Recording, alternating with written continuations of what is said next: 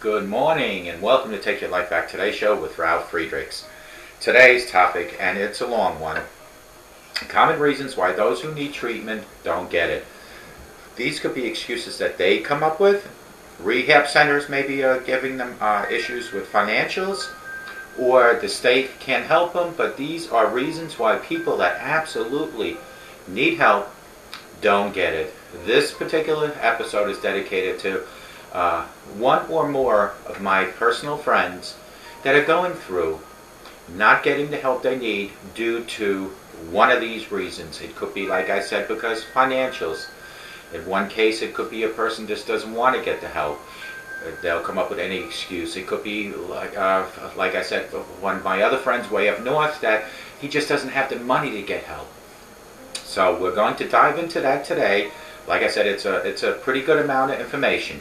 First and foremost, I want to give Larry Geese from the Geese Academy at 516-485-2741. That's 516-485-2741. A big shout out, because he, as an addiction recovery coach, he as a life coach, can help you take your life back. But you need to reach out to him. He's got over 30 years experience as a life coach and an addiction recovery coach.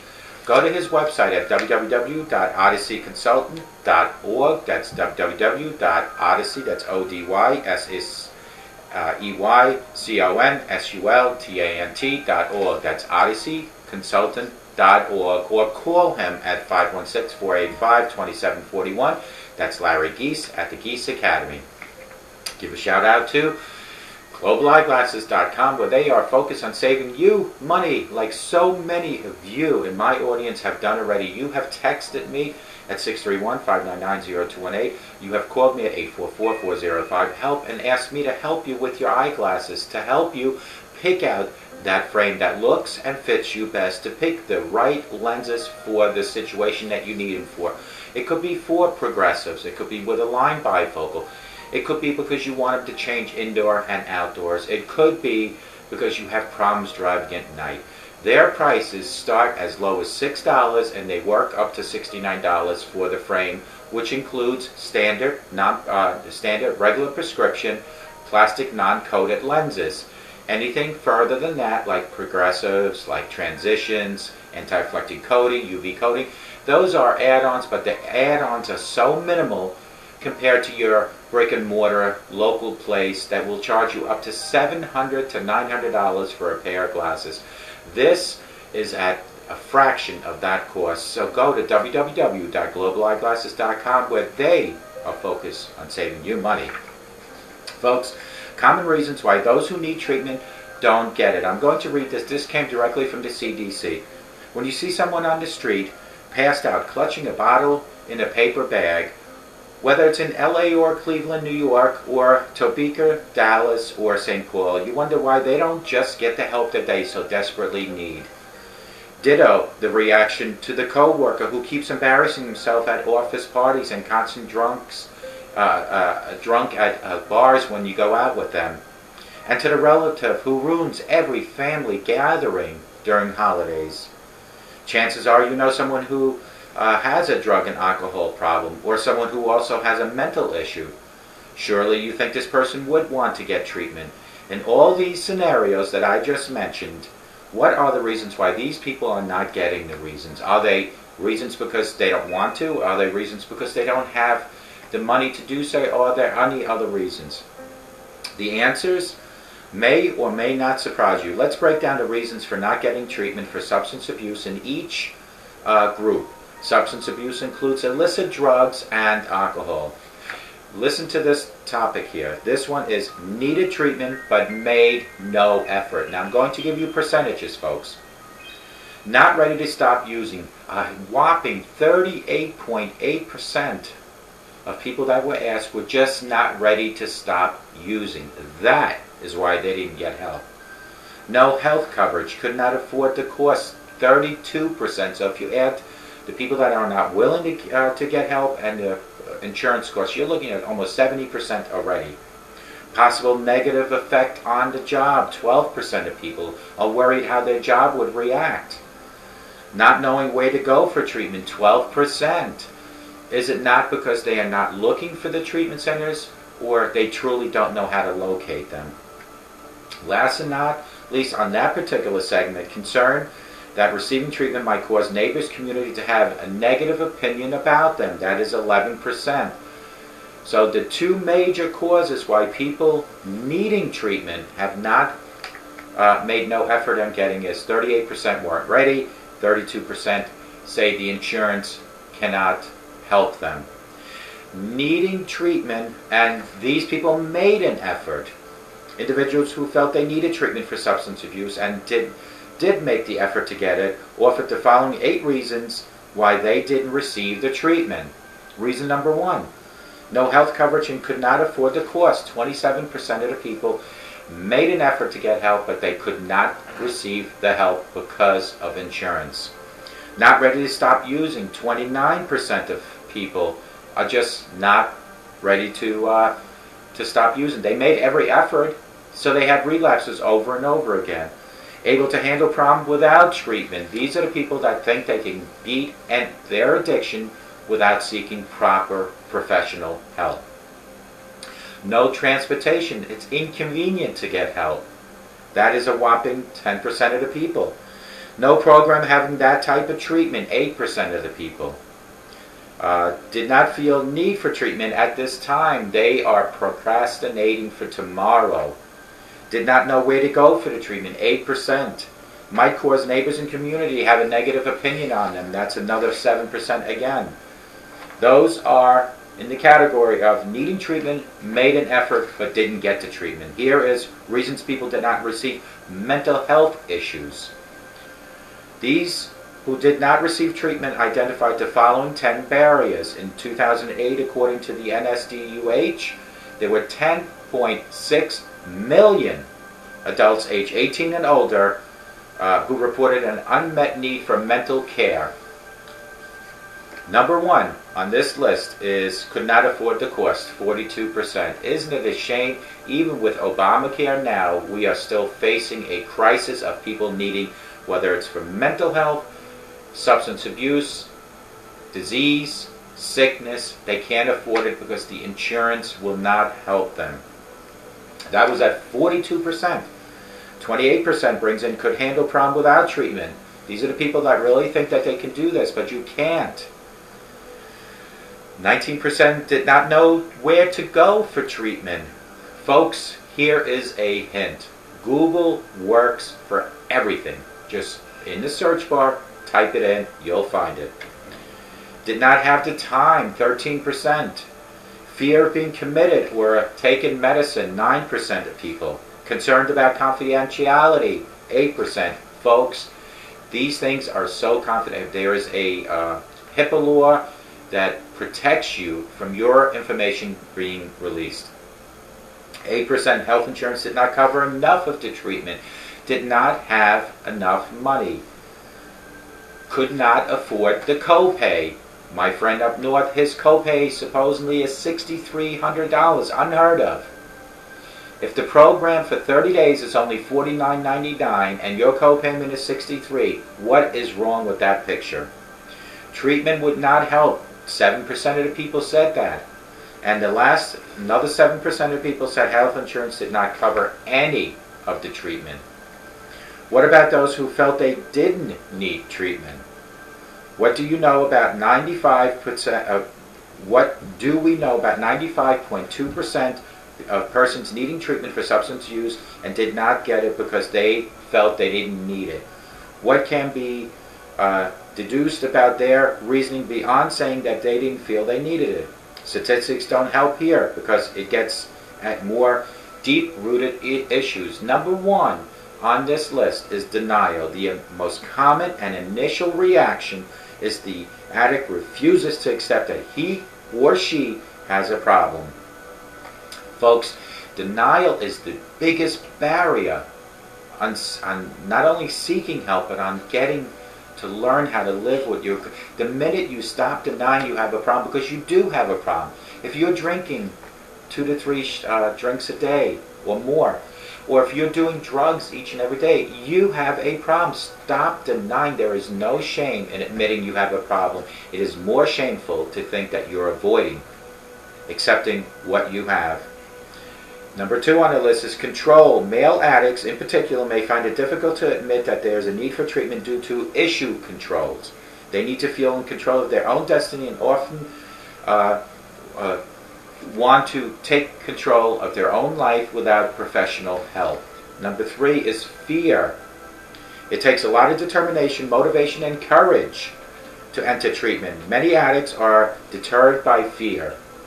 They are afraid of the entire detoxification and withdrawal process, whether out of ignorance, past attempts on their own, or perceived dangers. Next one is cut off from supply. They don't want to lose the feeling of the high. Many addicts won't enter treatment because they won't have access to their supply of drugs and alcohol. They can't give up is another reason. For many addicts, the biggest reason they don't go to treatment is that they can't give it up, or so they think they can't give it up. They're so wrapped up in how good they feel, so addicted to their high, that they can't envision living without it. Another number here is treatment won't help. Some addicts feel that they are beyond help. No treatment can possibly make a difference in their lives after years of being addicted to drugs and alcohol. Those who have mental issues feel particularly hopeless. Another reason is nobody cares, they feel. After burning their bridges behind them,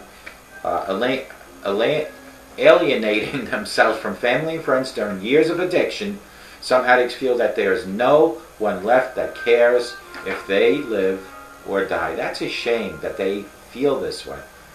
Stigma. Buried within a person's denial of need for treatment may be the stigma attached to going into rehab. Whether the person is a celebrity or a common laborer, society still treats addicts with a certain amount of contempt. People need to realize that if a person is addicted to drugs and alcohol, it's like that person has cancer or has leukemia. It's a disease. Stop pointing the finger. Stop judging people that are alcoholics and addicted to drugs. They are humans that have a disease that need help.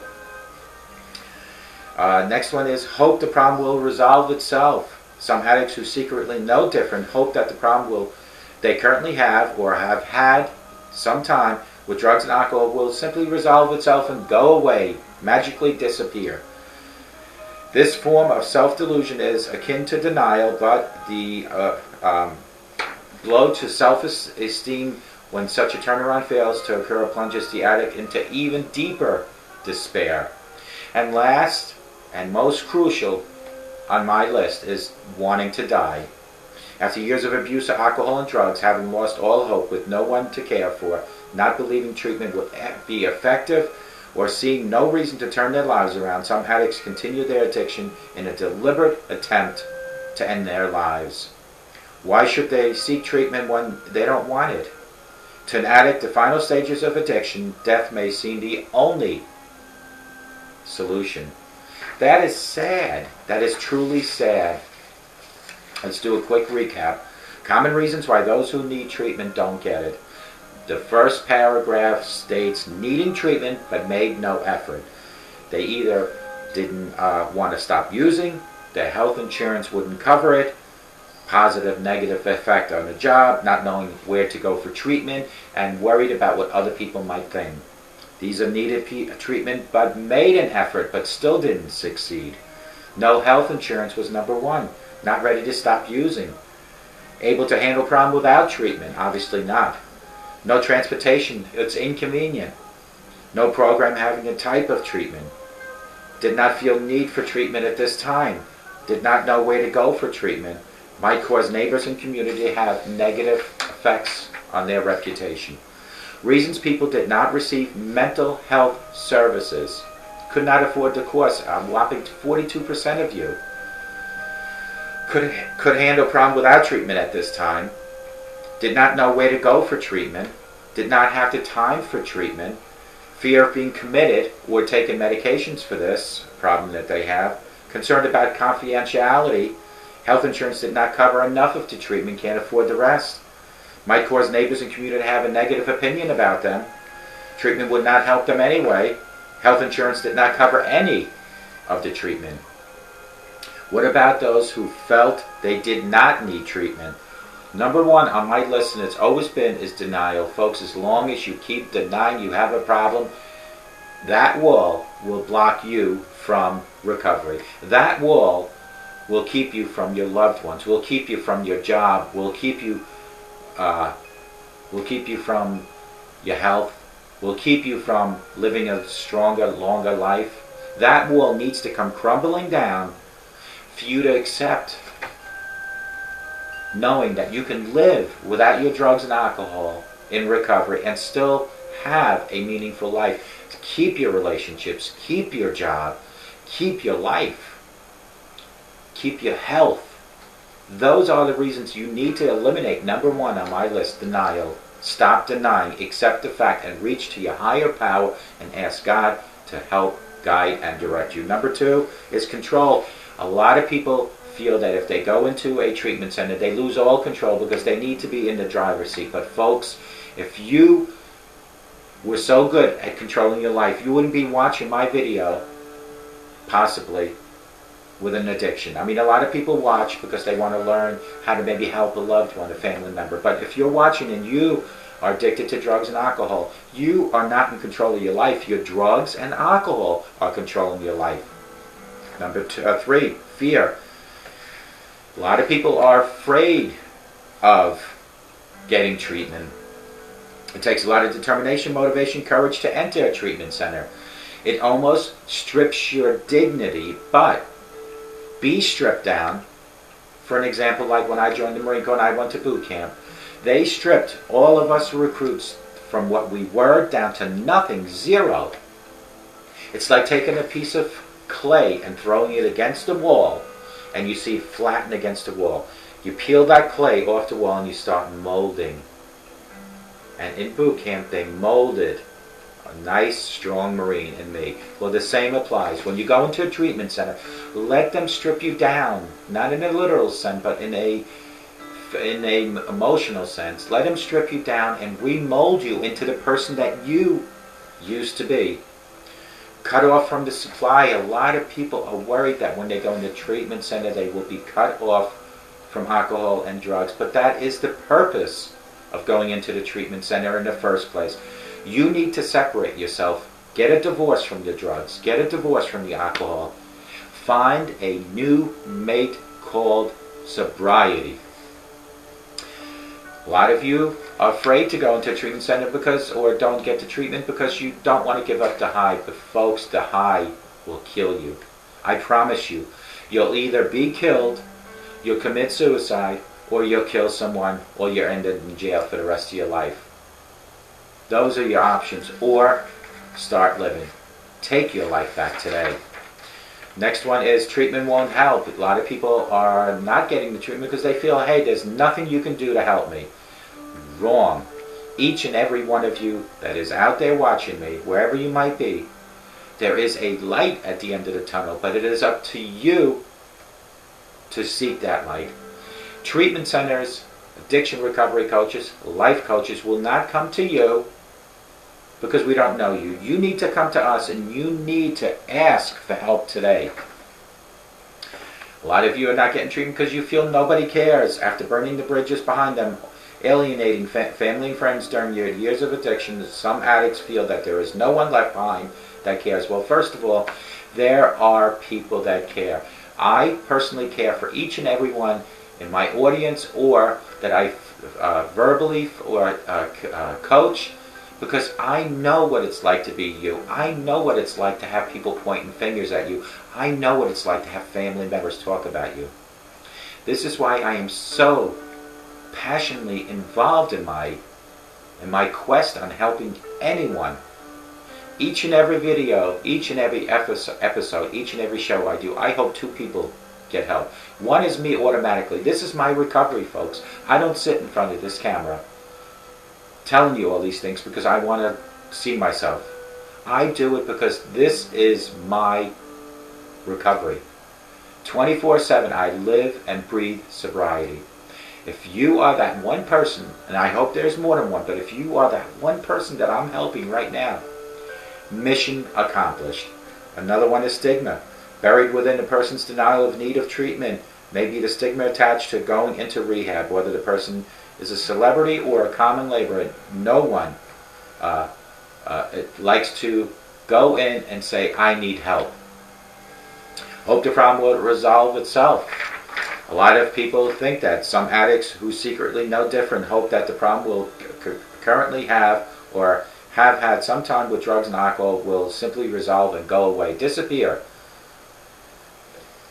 If alcoholism, drug addiction, is equivalent to a disease like cancer, leukemia, do you think any cancer, leukemia can heal by itself? Well, folks, drug and alcohol addiction will not heal by itself. You need to work at a recovery plan. You need to live within sobriety's guidelines. You need to be sober 24/7. There is no little amount that you can touch. There's only, you either touch alcohol and drugs and kill yourself eventually, or you don't do it at all and you learn to live without it. The changes are astronomical, what you will get from sobriety. Physically, you'll feel better. Mentally, you'll think better. Financially, you'll start saving money because you're not wasting it. Relationship-wise, you might save your wife, your husband, your children, your family from leaving you. Spiritually, you'll reach your higher power and have a thing called hope. These are all the things that will happen, but you need to work sobriety. Last and not least on my list is wanting to die. After years of alcohol abuse, you feel that you have alienated everyone around you. No one even cares. This is how you feel. No one even cares about you. The only solution is death. Wrong. The only solution is sobriety. Reach to God right now and say, God, I need help. During my last interview on TV, I mentioned a song that is sung by Carrie Underwood called Jesus Take the Wheel. Why do I bring that up? Because it is so true. Let God take the wheel of your life. Let God navigate you. Picture this, folks. If your body is like a ship and your mind is like the captain of your ship, would you ever go into any rough ocean without navigation? Well, that's exactly what you are. You are a ship and you're the captain, and there is no navigation out there. You're just circling this rough ocean. This is why I'm asking you to reach to God and ask for guidance and direction. Let God navigate. Let God guide you through your recovery. Let God teach you how to live with sobriety. These are all things that you need to start doing immediately. For a lot of us, there is a tomorrow, but there's always that chance that tomorrow might not be here. So stop procrastinating and saying maybe tomorrow, Ralph. As you and I are sitting here right now, you and my audience, me in front of the camera in my show here, there is someone out in the world breathing their last breath, closing their eyes for the last time. Don't let it be you. Make the changes. Save your life. Take your life back today. It is about time that you realize that a sober today guarantees you a better tomorrow. Start thinking positive, and I guarantee you positive things will happen. You will see positive results. And remember that all changes in life only happen with very small steps. Teach your children and your grandchildren to say no to drugs and alcohol. And please, I beg of you, please, everyone, start helping each other out. Believe karma works, because it does. Be good to others and good things will happen to you. I hope to God each and every one of you has a great day, but I really pray to God that each and every one of you has a sober day, and may God bless you.